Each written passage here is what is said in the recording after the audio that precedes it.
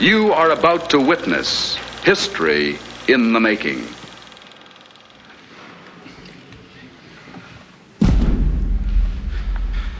Señores claustrales, sentaos y cubríos.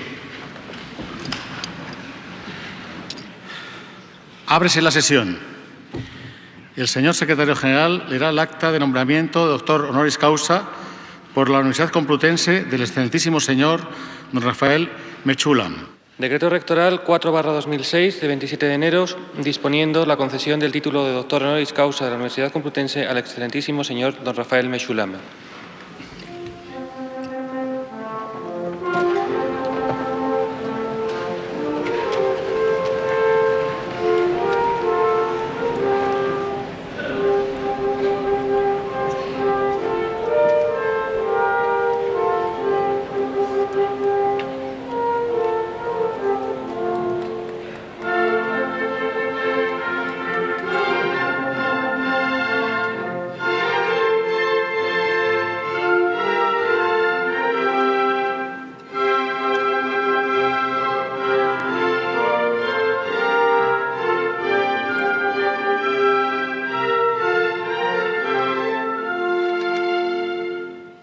Why did you agree to let me make this documentary about you? Well, unfortunately, I don't know how to say no. And when a friend asks me, I normally will say yes.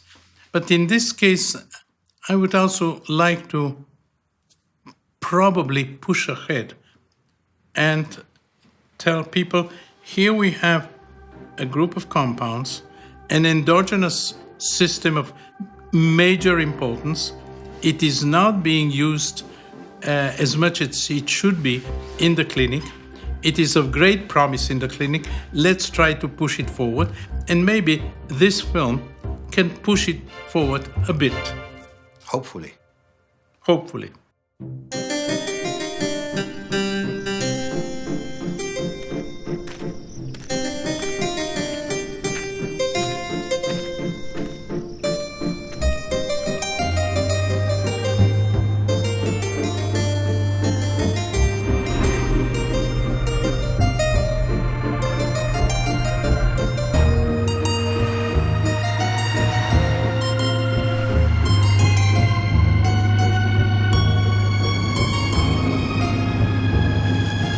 So this is your daily way to work for the last, how many years?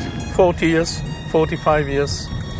I moved from Rehovot to Jerusalem in 1966, a year before the war. And I've been here ever since.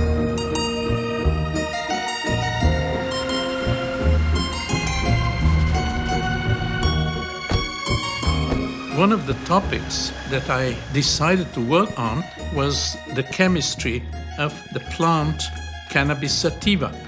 Cannabis had been used for thousands of years, both as a drug as a recreational agent, but surprisingly, the active compound was never isolated in pure form. I decided, together with my colleague Yehiel Gaoni, to go and do research and find out what are the compounds present in cannabis, and particularly what is the active compound, or active compounds present there. Well, a scientist should try to find topics of importance. And I thought that this is a topic of importance. I knew that the police have a lot of cannabis, hashish, that's being smuggled from the Lebanon, and after all the legal things were completed, they usually burn it. I was at the Weizmann Institute at that time, a very young person. I went to the director of the Weizmann Institute, the administrative director, and asked him, do you know anybody in the police who can supply hashish to us for research? So he called one of his friends, can you supply cannabis to one of our researchers? And I hear from the other side somebody shouting, is he, meaning me, is he reliable? And the administrative director, who actually almost didn't know me, said, yes, of course he's reliable. Let him come over and pick some hashish. I went over, I didn't have a car, took a bus, got 5 kilos of hashish, went on the bus, and people in the bus after 15, 20 minutes just started asking, what the hell is this smell, very unusual smell? I mean, I had 5 kilos of hashish in my bag going around. But I guess you're the only person in the world that took 5 kilos of hashish from the police and got away with it. Well, probably yes. It turned out that the police were not allowed to give us cannabis. I didn't have the permit from the Ministry of Health, therefore I had broken the law and the police had broken the law and we should go to prison. Well, it doesn't work that way. I went to the Ministry of Health and some of them were colleagues of mine and the others knew what I was doing. So I said, I apologize, I'm sorry, I won't do it again. Next time when I want hashish, I'll go to the ministry. If and when I needed hashish, I went to the Ministry of Health, I filled a form, I drank some coffee with them, they gave me the permit, I went with the permit every time to the police. The police, I drank some more coffee with them, and I got my hashish and went back to the lab. We started working on those 5 kilos of hashish. We didn't have a safe. It was just in one of the cupboards in the lab. Nobody really was that interested. So we started extracting it. We started using modern methods. Now, this is important. Up till the mid-60s, even before that, in order to find the structure of a compound, one had to do a lot of reactions. Then, and we were one of the first to do that in Israel, we found that by using the proper instruments, one could find the structure of compounds without doing a lot of chemistry. We put the compound on a column. It is absorbed here, if there are 2 or 3 compounds. This is the way we separated originally the compounds from cannabis. But that was many, many, many years ago. We separated about 10 or 12 compounds, and these compounds included the only one active compound. Active, we tested at that time in monkeys.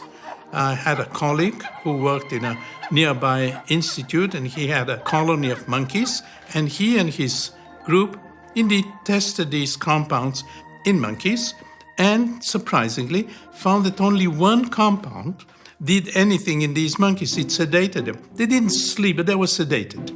On the basis of this particular observation, we decided there is just one active compound, and surprisingly, this is true to this very day. There is only one major active compound, which is named now delta-9 tetrahydrocannabinol THC, and this compound causes essentially all the hashish type, cannabis type effects that we know so well.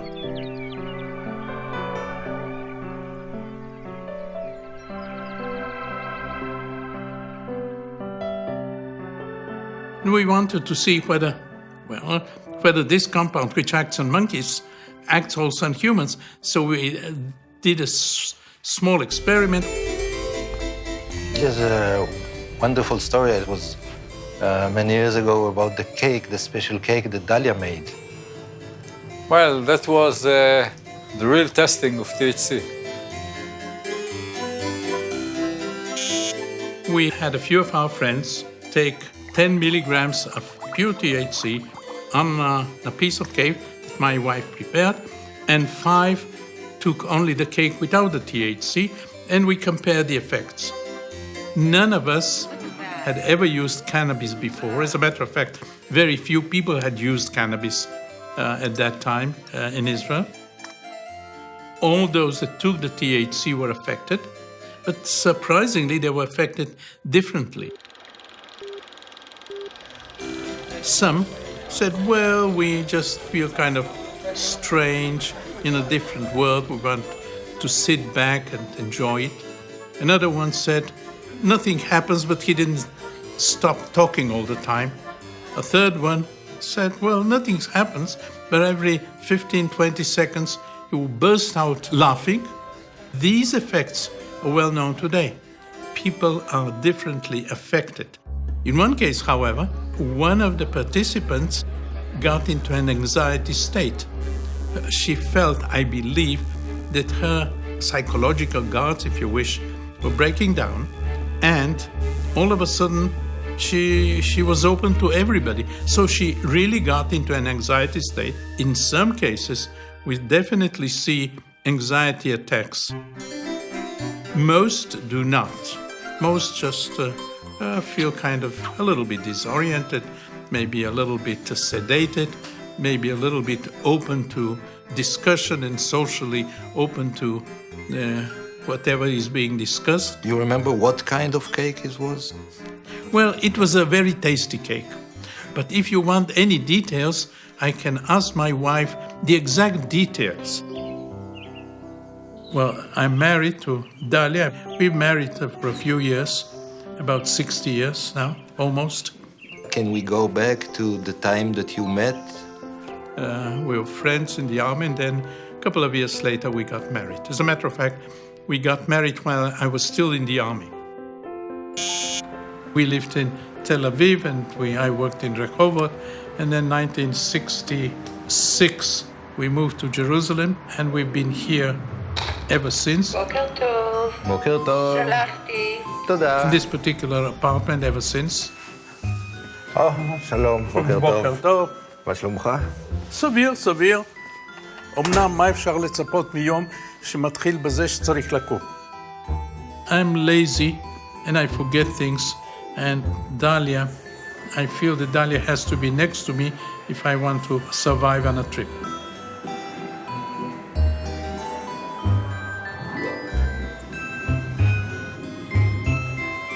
But you love going to these meetings. Well, meetings are useful in many ways. People learn what other people are doing and going to do.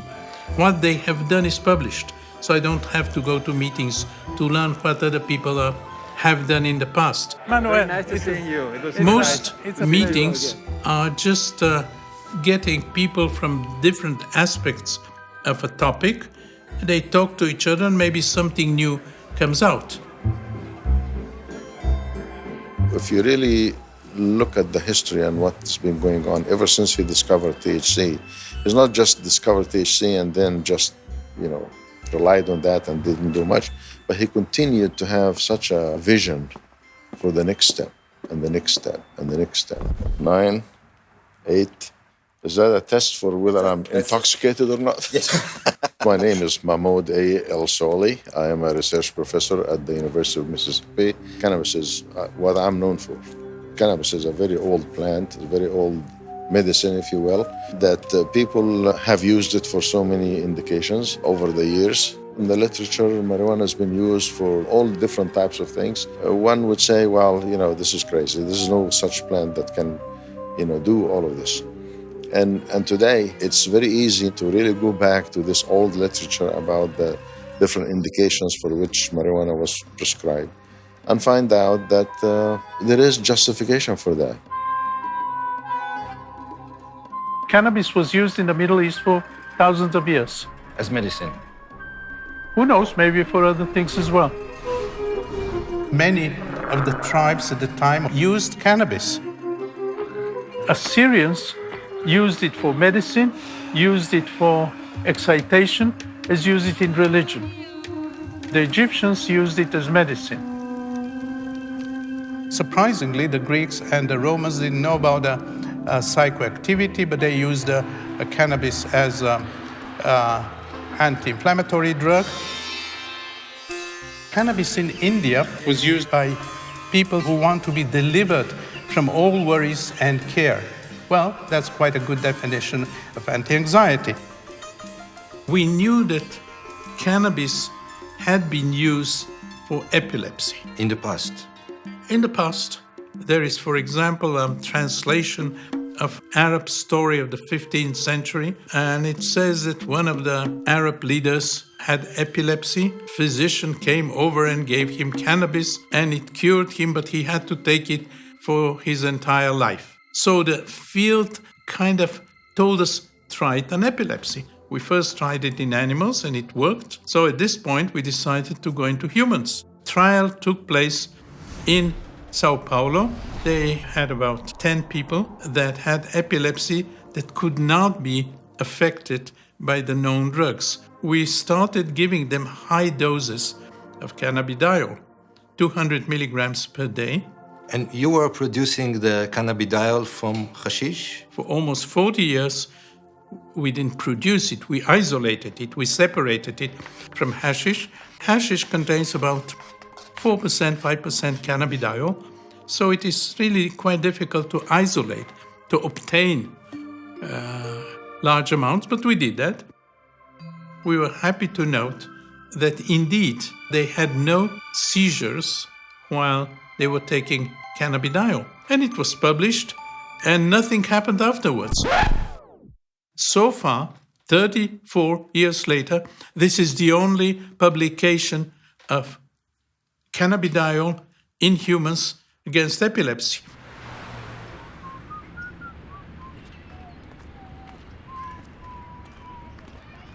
When one starts research, one never knows how it ends. You know how you start. I was born in Bulgaria, and I was a child during the war. I was very well aware of what's going on. My father, before the war, he was a physician, and he was head of the Jewish hospital in Sofia, in addition to his private practice. When the anti-Jewish laws were put into effect, and there were very severe anti-Jewish laws, he decided that maybe, just maybe, going to one of the small villages which badly needed doctors, he and his family will be in a safer place than staying in Sofia, where the laws were obvious all the time. He was appointed as a village doctor in 1942, I believe it was, and for about 2 or 3 years we spent moving from village to village, and he was the village doctor in many of these places. And I didn't feel so bad at that time.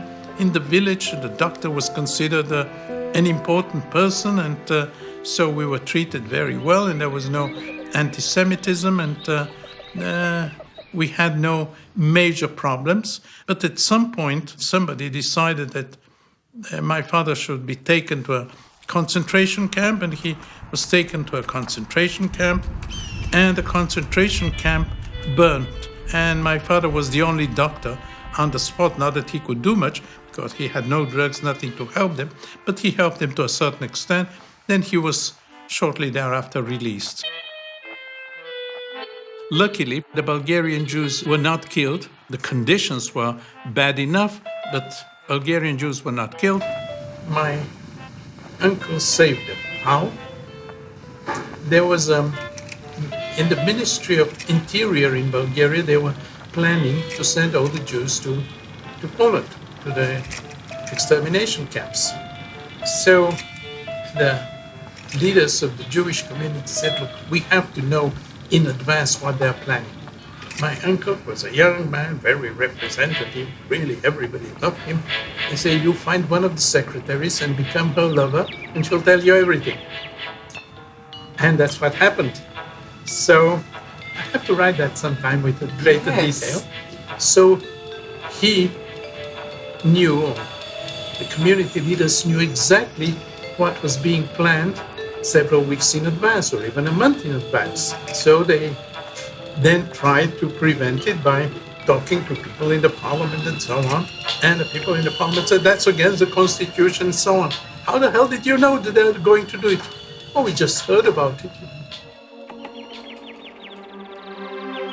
After the war in 1948, 1949, most Bulgarian Jews came to Israel. We came 1949.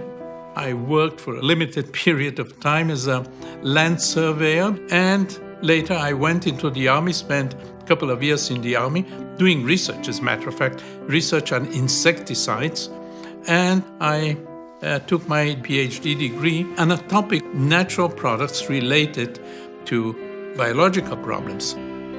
I did the same when I went to the Rockefeller Institute. When I came back, and I got a position at the Weizmann Institute, I was looking for problems that are in that field, namely chemistry problems related to biological problems. But why cannabis? You see,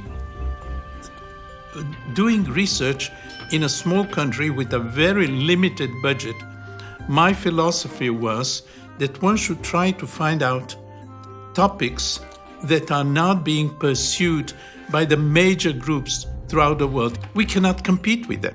It's obvious that we should try to find, by studying the literature, by thinking about important projects, we should follow research pathways that were not being followed by major groups. Nobody was working on cannabinoid chemistry. So we thought at that time that this is a project worth following. In 1986, in the introduction to cannabinoids as therapeutic agents, after summarizing the knowledge about the historical use of cannabis, you leave us with a question. Are we missing something?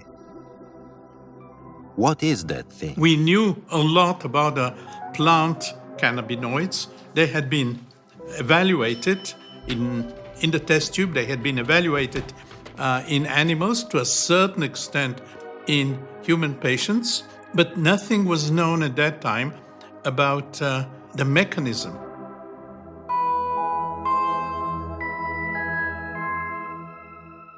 A group in the US, Professor Aline Howlett, she was a young researcher at that time in St. Louis.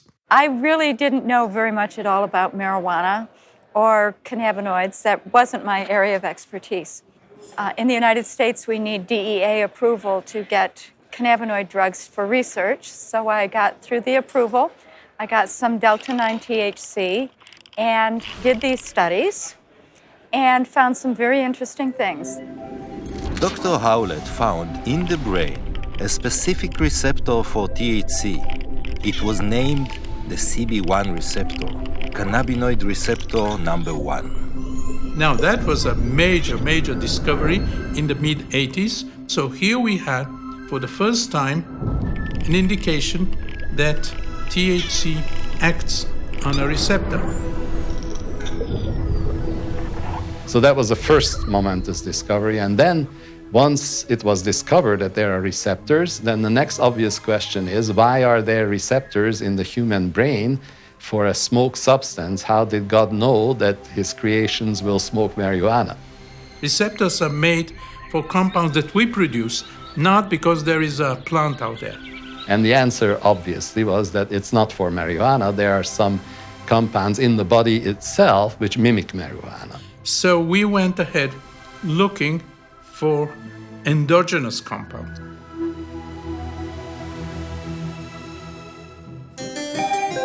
In my lab, there were 3 collaborators who contributed a lot in this research. My name exactly is Lumír Ondřej Hanuš. When for socialism in Czechoslovakia, Professor Meshulam invited me. I'm here already 23 years. 23? I came just for 1 year and it's a little bit extended. 1 year, it was not enough for research. We already had here postdoc Bill Devane, Dr. Bill Devane. In the States, I go by Bill. In Ireland, I go by Will. Okay, run over. He used to come late in the afternoon and then work throughout the night. And Aviva Breuer, she worked with me in the lab for about 30 years. She still works with me in the lab. She used to come early in the morning. So sometimes they would meet here. If it was 5 o'clock in the morning, she would come in and he was just about to leave. In 3.5 years, we never had a lab meeting. Looking for the endogenous cannabinoid, a lot of brains were involved, not only brains of the researchers. Well, we initially worked on brains of pigs. It is generally accepted that the organs of pigs and the organs of humans are somewhat closely related. And probably pigs and humans are also somehow closely related. Well, I'm not sure that the pigs will be very happy to be related to humans, but that's something else. So we wanted to work on pig brains. And the pig brains are not so easy to get in Jerusalem. It's not kosher. I took my car, Bill and I went to Tel Aviv, bought a few kilos of pig brain. The butcher thought that we are having a party. We were going to do something with it, cook the brain. Each time when we came to buy it again, so price was higher. At the end, it was very expensive. I got the brain and just made some fractions and put it over a sand column and separated a few fractions and tested them for how they bound to the receptor. And I thought, oh, it won't take long, you know. I came just for 1 year, but after 1 year, with Bill, still we didn't have pure compound. So we asked Professor Meshulam to extend. Shalom. A few other labs were already looking for compounds. He thought we might be scooped by some other lab. But we told him, just try it with us. We are very close.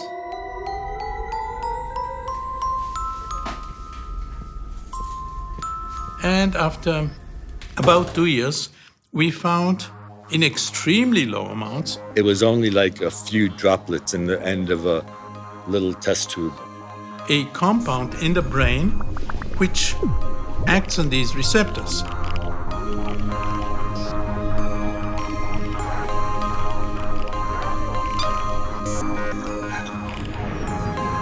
And of course, as with every important discovery, no single lab usually has all the expertise. So Rafi was such a well-known figure in the field that he was able to put together a team of outstanding colleagues, including Roger Pertwee. I'm professor of neuropharmacology at the University of Aberdeen. Considered one of the top experts in cannabinoid receptor research. But they then needed to see whether it behaved like we expect a cannabinoid to behave. So we just developed a new assay for doing that.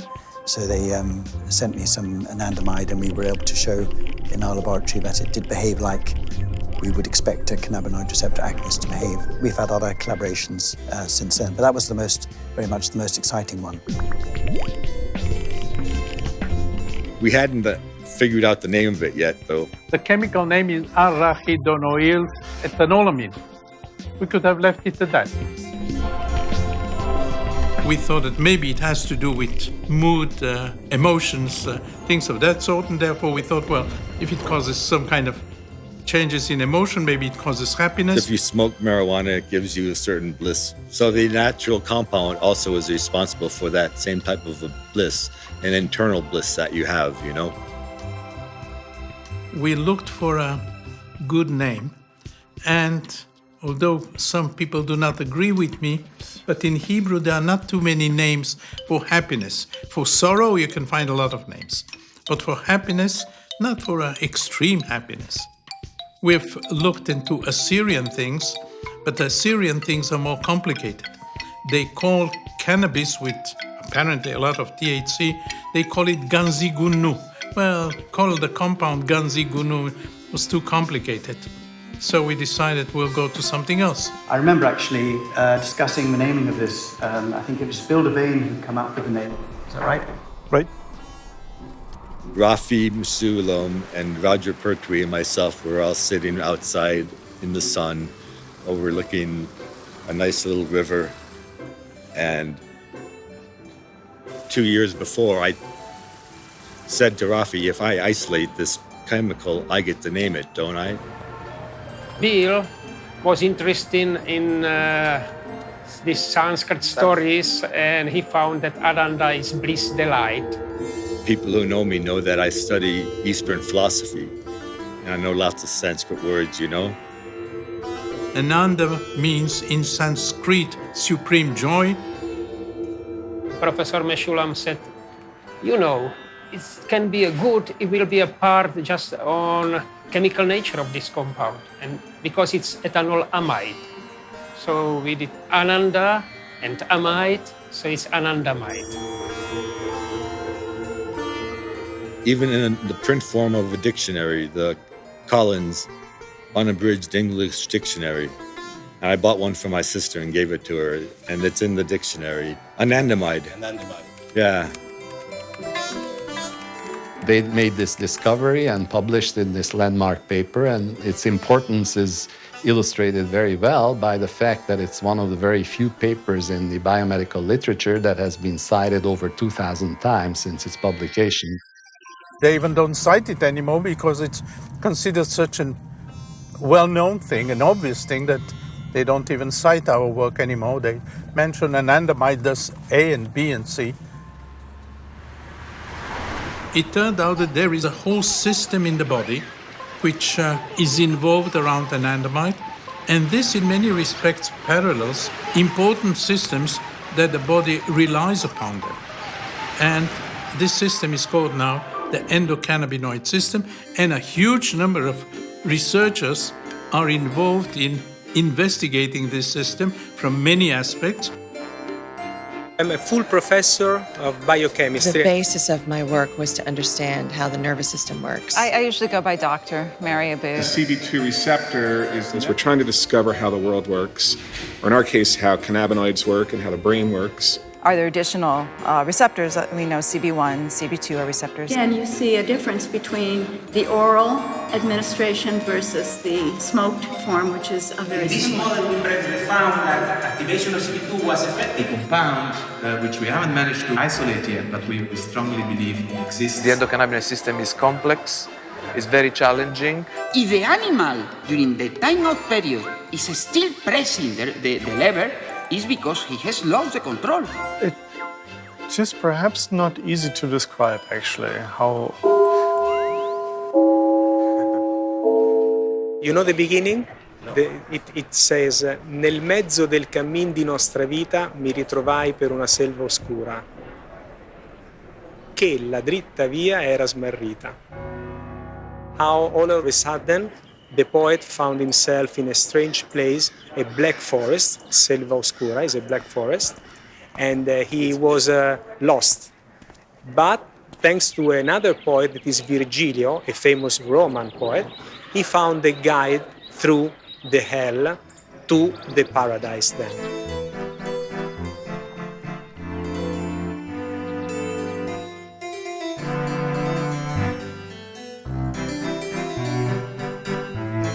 לפני הרבה שנים עשיתי דווקא דברים טובים, הייתי מצלם מקרוב מאוד דברים, והם נראו מאוד מעניינים ויפים, אבל זה מה שאי אפשר לעשות הכל. אז זה מה שנשאר. Well, many years ago I had the time to play around with photography, but that was many years ago. Unfortunately, I don't have time for hobbies. אנחנו צריכים להתחיל לזוז. As scientists, indeed as intellectuals, we should try always to be skeptical.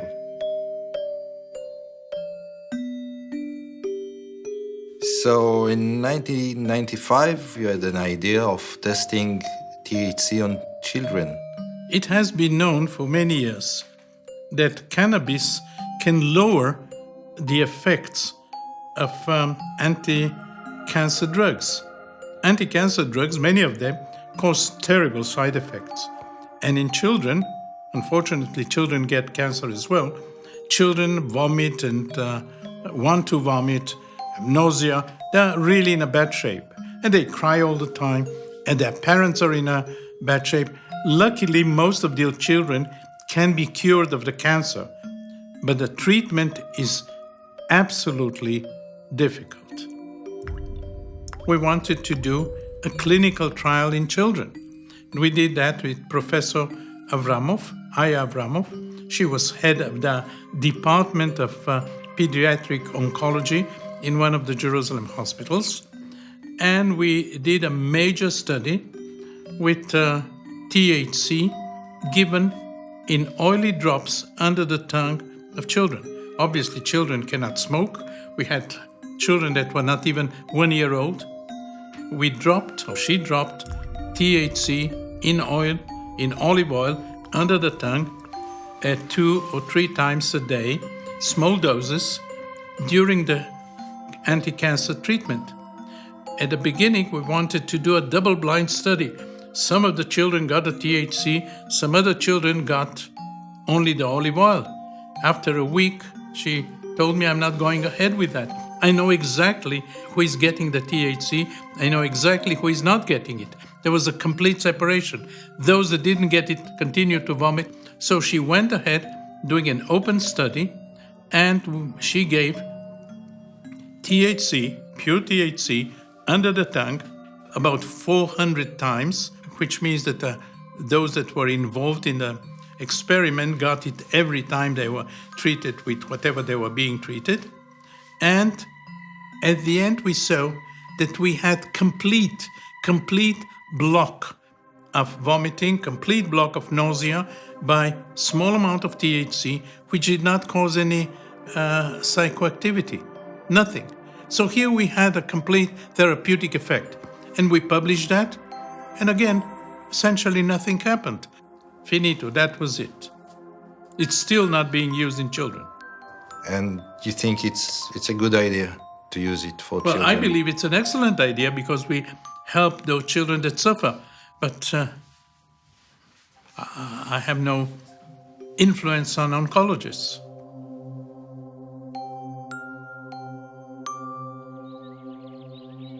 If there is a cancer patient who's got pain and that pain is not being controlled well by other kinds of drugs, they're on cancer chemotherapy, they're vomiting, I think it's unethical to withhold a drug from them that can be very useful to help them in their pain management and in their ability to cope with their disease.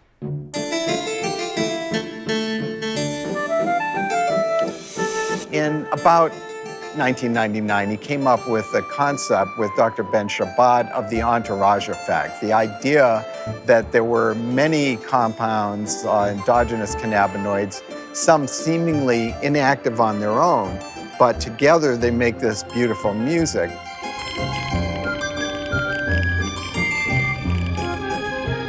They create an entourage effect that greatly increases activity. Rafi basically spoke to me about this entourage idea, and he made a very nice comparison, you know, like politicians, if they go alone to places, nobody pays them any importance. If they go accompanied by perhaps less active components, just the fact that the politician or the minister or the president is accompanied by many people makes it more important. So this is the entourage effect. I feel that the same applies to the components of the cannabis plant itself. And so many of these are what are called minor cannabinoids, contribute to an overall effect that you cannot produce with a single molecule. This has been a key concept in what the work I've tried to do under his influence. I was convinced that one should only test pure compounds with one target, whereas it's the combination sometimes of the compounds that can do the trick.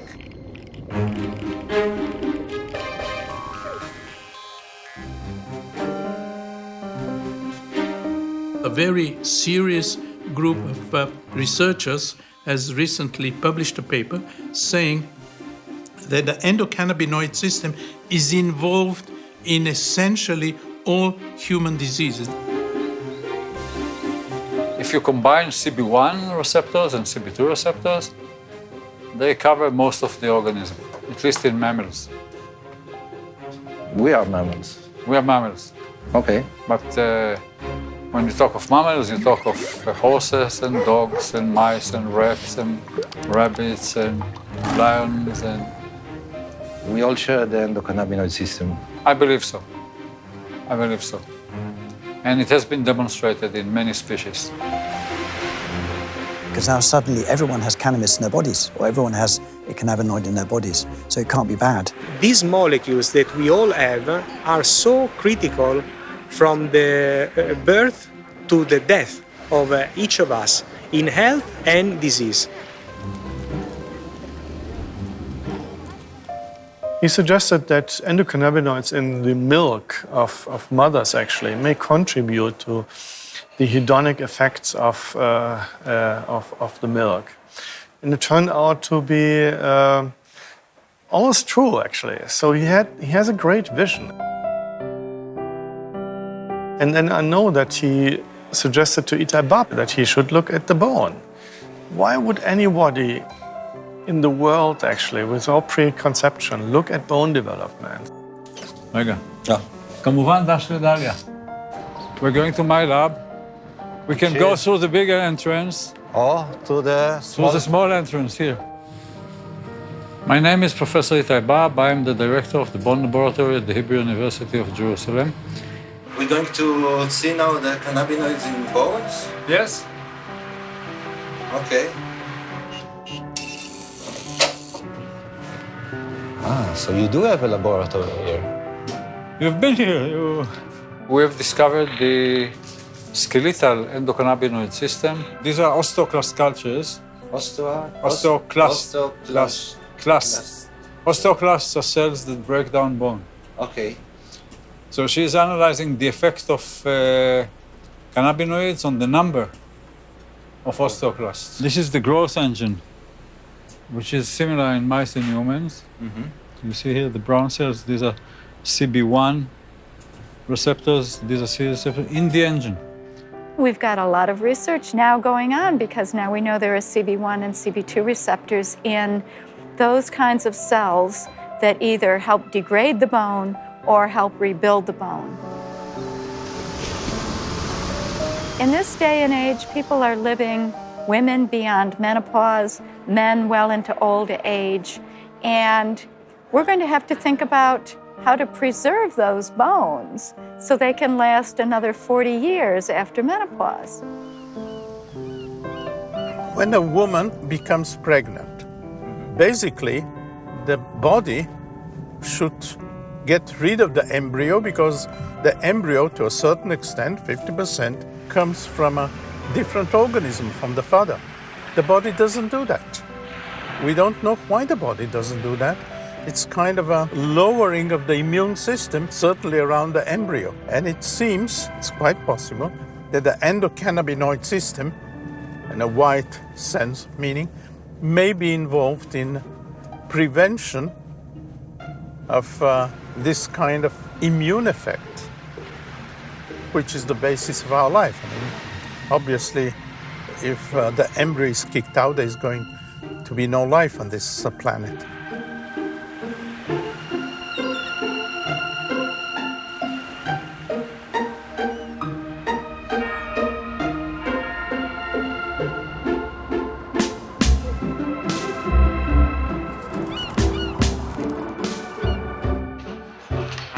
You're checking in then, sir? Yes. I need you to fill in all this here, okay? According to your whimsy. Thank you. You're most welcome. And where are you from, sir? Israel. Israel, oh. Well, that's very cool. That's cool. You know why? Why? Because the first guy to discover tetrahydrocannabinol was actually an Israeli man. Thank you very much. You're welcome. Okay, thank you. שלום. תוכל לחתום לנו למזכרת? הנה, אפילו הבנות רואות שאתה מתחיל להיות סלב כבר. You are named as the grandfather of cannabis research or cannabis. Well, I'm a grandfather of 7 grandchildren, and I'm very happy with them.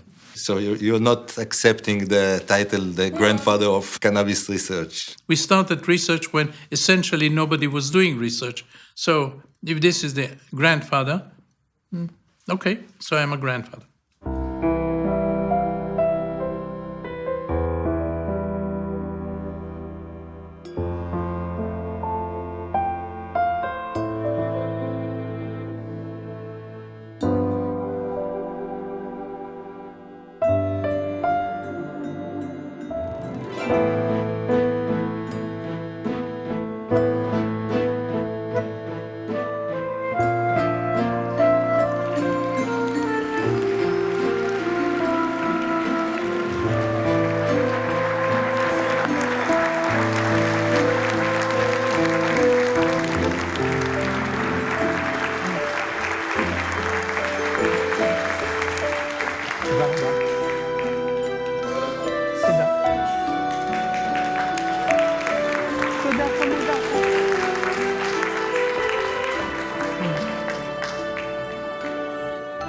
por el claustro de la Universidad Complutense, a propuesta de la Facultad de Medicina y en testimonio del reconocimiento de vuestros relevantes méritos científicos, habéis sido nombrado doctor honoris causa. En virtud de la autoridad que me está conferida, os entrego dicho título. Works on the ego. Obviously, people are happy to get an award, that people recognize their work. Definitely, I mean, it would be silly to say that I don't care. Yes, definitely I care, like anybody else. Os impongo como símbolo el birrete laureado, antiquísimo y venerado distintivo del magisterio, llevando sobre vuestra cabeza como la corona de vuestros estudios y merecimientos. I've received quite a few awards in different places in the world. Recibid el libro de la ciencia que os cumple enseñar, difundir y adelantar, y que sea para vos significación y aviso de que por grande que sea vuestro ingenio fuere, debéis rendir acatamiento y veneración a la doctrina de vuestros maestros y predecesores.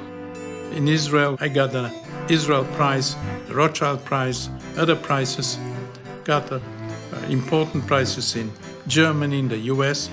Had awards in the Czech state. Recibid el anillo que la antigüedad entregaba en esta venerada ceremonia, como emblema del privilegio de firmar y de sellar los dictámenes, consultas y censuras de vuestra ciencia y profesión, así como los guantes blancos, símbolo de la pureza que deben conservar vuestras manos, uno y otros signos también de la distinción de vuestra categoría. I've had honorary doctorates, one in Spain, one in the US, one in Israel. Porque os habéis incorporado a esta universidad, recibid ahora, en nombre de su claustro, el abrazo de fraternidad de los que se honran y congratulan de ser vuestros hermanos y compañeros.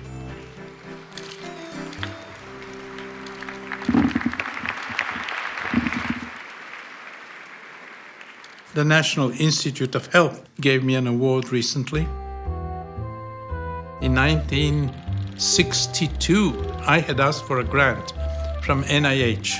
But NIH wrote me back, well, the topic you're interested in, namely the constituents of cannabis sativa, is not a relevant topic for the US. It's not used in the US. When you have something more relevant, ask us for a grant. So a year later, I got a phone call from one of the main pharmacologists of the National Institute of Mental Health, said he's interested in cannabis. So all of a sudden they had a change of mind. So I asked them, what happened?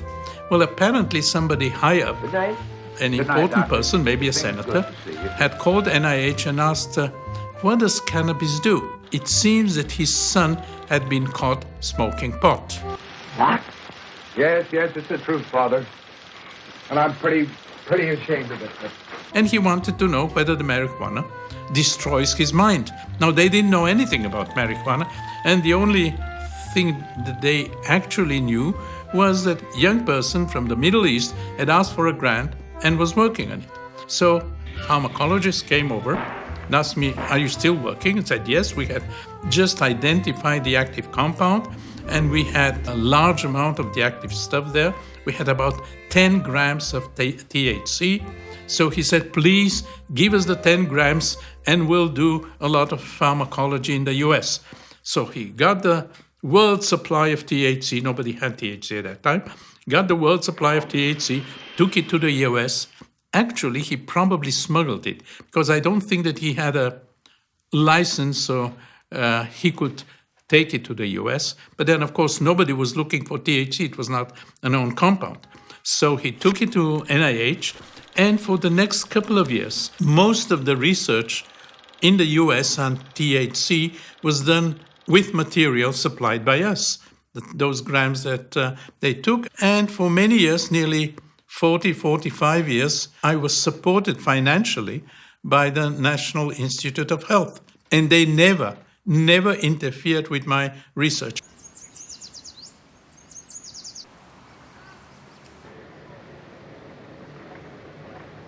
The cannabinoid field was starting to really come online, and there was this big connection with endogenous cannabinoids and exogenous cannabinoids and pain. My PhD was in female reproductive pain. It's just really fun to be at this point of going, wow, we're actually, understanding some of the mechanism of why Women basically have taken cannabis for thousands of years for reproductive pain. I would consider myself still as a mouse geneticist and neurobiologist. So our approach is to make mutant animals. So almost every talk that you hear contains some data that were generated with the mice that we made. You get seniority if death you can't avoid. The lab was up to me. I chose cannabinoids. Heard it's a fun house where a little lab mouse can partake. For several years, I was researching motor neuron disease, amyotrophic lateral sclerosis, and was able to show that THC was actually protective in a mouse model of ALS. The mice that were given THC lived a little longer and did a little better than the ones that did not get treated with THC. So that was really exciting work. Pass that new compound over to me, doc. Then I'll swim around. You can punch the clock. Work on mice has been done in so many areas that I normally joke, saying that if I were a mouse, I can be treated for just about every disease around. Well, it is partly true. I ain't cynical, life's a clinical trial for mouse or man.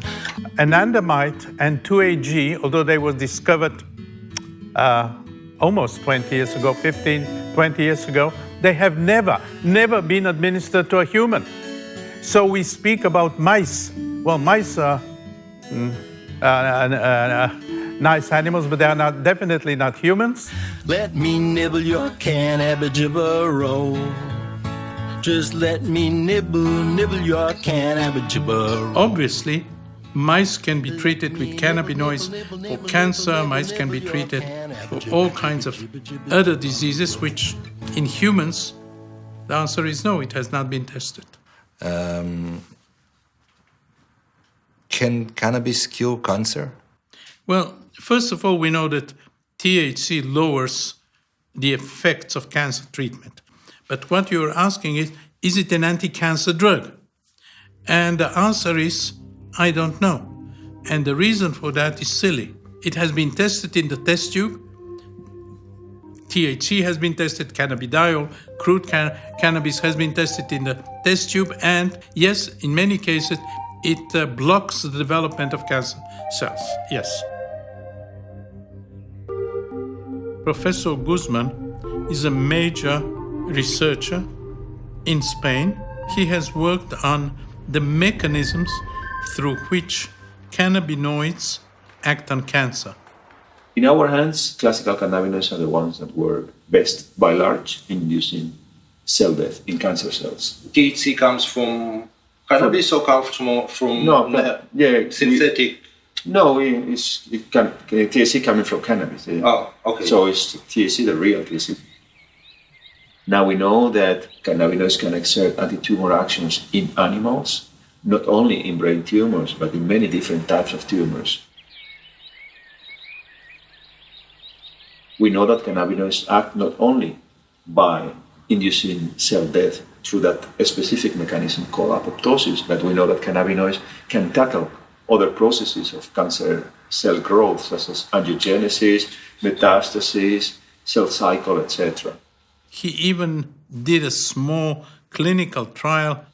We did a trial with 9 volunteers that had a very malignant form of brain cancer, glioblastoma multiforme, and we observed some positive effects of cannabinoids in survival of the patients and also on tumor growth, based both on imaging techniques, magnetic resonance imaging, and also based on the measurement of some biomarkers of tumor progression. Though we have done quite a lot in the field of cannabinoids and endocannabinoids, we have not done enough in clinical trials. This is something that has to be done. If this is not done, we will certainly miss a lot and we will not be helping human patients. It should be done. I have one dream that comes on and off in very different ways. I'm in a city that I don't know, and I don't know how to go back to the hotel I'm staying, and I don't remember the name of the hotel, and I get into an anxiety and I wake up. And this has happened many, many times. So I think it has to do with whatever happened in the Second World War when my parents told me, remember these names and these addresses, because if we disappear, you should go there. Which is, well, not very pleasant, which is quite a shock, probably to a child. And of course, we were very afraid that we'll be separated, my parents and I. I was afraid. I now remember more than I did over the many, many years that have passed since then. All the people, they start remembering things that happened in their childhood.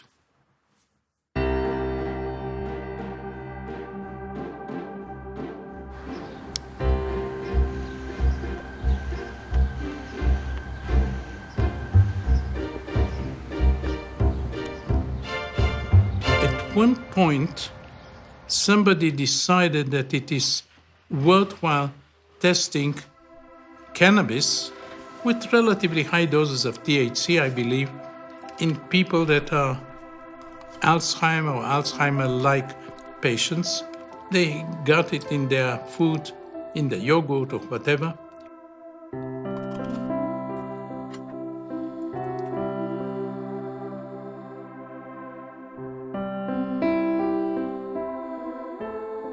Some of them, I believe, not all of them, but some of them were in a better shape. Some of them started speaking, their eyes became brighter. In one case, an ex-writer started writing again. In another case, a woman said, I feel fine, and went home. So it seems to be helping the symptoms of Alzheimer or senility.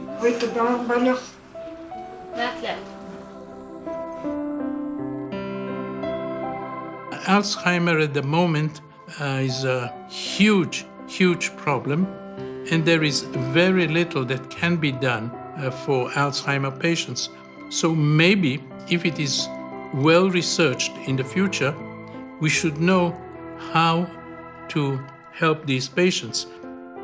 We're dealing here with a population of millions, and this population will grow because in most countries, Western countries at least, the number of older people is growing all the time. We are lucky that cannabis is not toxic. People do not die from overdose of cannabis. Most appropriately for a cannabinoid meeting, we're ending on a high, really, in the form of a talk by Rafi Meshulam, who's of course the father of modern cannabinoid research, no doubt about that. And I would like to end with something that's really crazy speculation. Each one of us has a different personality, and we have no idea why. Why do we have different personalities? Well, part of it is the effect of the environment, okay? But part of it is genetic, and we don't know why we have different personalities. One way of explaining it is there are several hundred compounds, endocannabinoid-like compounds. They are like Anandamide in their chemical structure that are present in the brain, and it is quite possible that each one of us has a different, slightly different level of these compounds. This is genetic. This is based on the different DNA of everybody, but DNA doesn't affect the personality. It is the compounds that are formed from DNA through RNA to proteins and peptides and secondary compounds. So it is quite possible that differences in the endocannabinoid system and the cannabinoid-like system can have something to do with the different personalities. Well, that's a very complicated story, but it may work. I went to a mathematician and told him, look, I believe that there are 8 billion people on this planet, and I believe that there are 8 billion different personalities. Is it possible that the 200 compounds that we have may be involved? He said, of course. There are so many possibilities that the ratios of 10 of these to 10 of others and so on will cause that. This is a crazy speculation, but at some point we'll have to find the biochemical basis of why we are different.